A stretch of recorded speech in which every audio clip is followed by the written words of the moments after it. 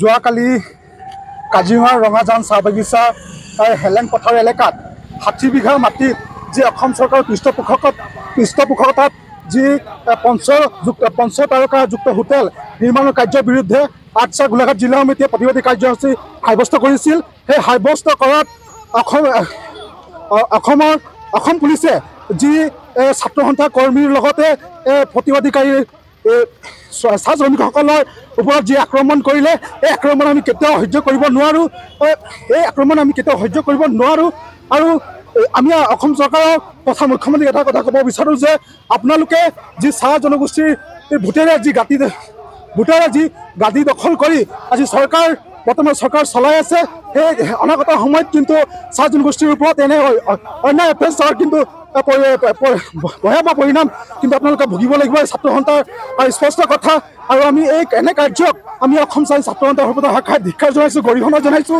অনাগত দিনত যদি এনেধৰণৰ কাৰ্য পুনৰ সংঘটিত হয় তেনেহ'লে কিন্তু আমি অসম ছাত্ৰ সন্থা আৰু যি আন্দোলন, এই আন্দোলন আৰু তীব্ৰতৰ হ'ব। আমি কোনো কাৰণতে আমি মনে বহি নাথাকোঁ। ইয়াকে এই কথা স্পষ্ট আমি আপোনালোকক জনাইছোঁ। যোৱাকালি আমি কাজিৰঙাত প্ৰতিবাদী কাৰ্যসূচী ৰূপায়ণ কৰিবলৈ যাওঁতে অসম আৰক্ষী আৰু অৰ্ধ সামৰিক বাহিনীয়ে আমাৰ চাহ শ্ৰমিকৰ ওপৰত আৰু ছাত্ৰ সন্থাৰ সাধাৰণ সম্পাদকক প্ৰমুখ কৰি কেইবাগৰাকী কেন্দ্ৰীয় নেতৃত্ব জিলা সমিতিৰ নেতৃত্বক যি আক্ৰমণ কৰিলে, এই আক্ৰমণৰ যি চাহ জনগোষ্ঠীৰ প্ৰতি খুব পৰিপ্ৰকাশ আৰু চাহ শ্ৰমিকৰ প্ৰতি অন্যায় আৰু অত্যাচাৰ। চাহ শ্ৰমিকসকল আজিও লেণ্ডলেছ চিটিজেনশ্বিপ হিচাপে আছে। তেওঁলোকৰ একো অধিকাৰেই নাই। তেওঁলোকৰ ভোটাধিকাৰৰ বাহিৰে কোনো অধিকাৰ কিন্তু প্ৰদান কৰা হোৱা নাই। তেওঁলোকে আজিও দ্বিতীয় শ্ৰেণীৰ নাগৰিক হিচাপে আছে। আমি প্ৰতিবাদ কৰিবলৈ যাওঁতে আৰু এটা কথা স্পষ্ট, আমাৰ চাহ বাগিচাৰ মাটি 1 ইঞ্চিও দিয়া নহ'ব। আৰু চৰকাৰ যি পদক্ষেপ গ্ৰহণ নকৰক, তেওঁলোকৰ লাঠি, তেওঁলোকৰ গুলীবৰ্ষণৰ যি ভাবুকি এই ছাত্ৰ সন্থাৰ প্ৰতিগৰাকী কৰ্মীৰ ওপৰত আৰু শ্ৰমিকৰ যদি তেওঁলোকে আক্ৰমণ কৰে আৰু লাঠি চালনা কৰিম আৰু এই চাহ জনগোষ্ঠীৰ কণ্ঠ তেওঁলোকে ৰোধ কৰিম বুলি ভাবিছে, তেওঁলোকে এই চাহ জনগোষ্ঠীৰ কণ্ঠ কেতিয়াও ৰোধ কৰিব নোৱাৰে।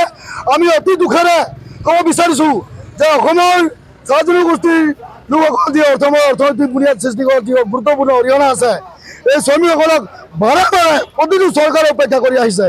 আমি এই সৰ্বসাধাৰণৰ মাজমজিয়াৰ পৰা মুখ্যমন্ত্ৰীৰ প্ৰতিনিধিত্ব কৰি এটা কথা স্পষ্ট ক'ব বিচাৰিছোঁ যে অনাগত দিনত যদি শ্ৰমিকৰ ওপৰত যদি অত্যাচাৰ কৰে তেন্তে অসমত ভয়াৱহ পৰিৱেশৰ সৃষ্টি হ'ব আৰু অসম কিন্তু অশান্তিকৰ পৰিৱেশৰ সৃষ্টি হ'ব।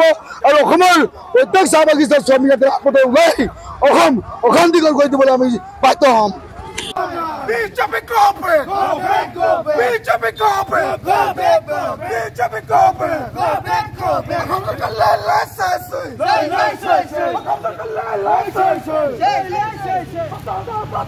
হত্যা করা নহব। পুলিশ হয়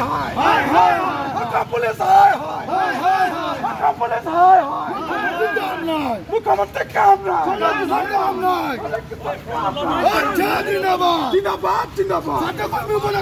হত্যা করা নহব। বিজেপি হয় মুখ্যমন্ত্রী কাম নাই। বিভাগ হুঁশিয়ার।